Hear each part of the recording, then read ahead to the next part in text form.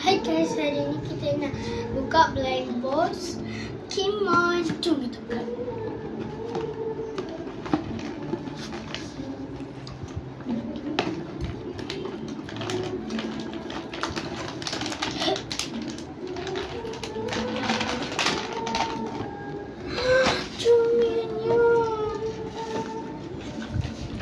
Tunjuk. Tada.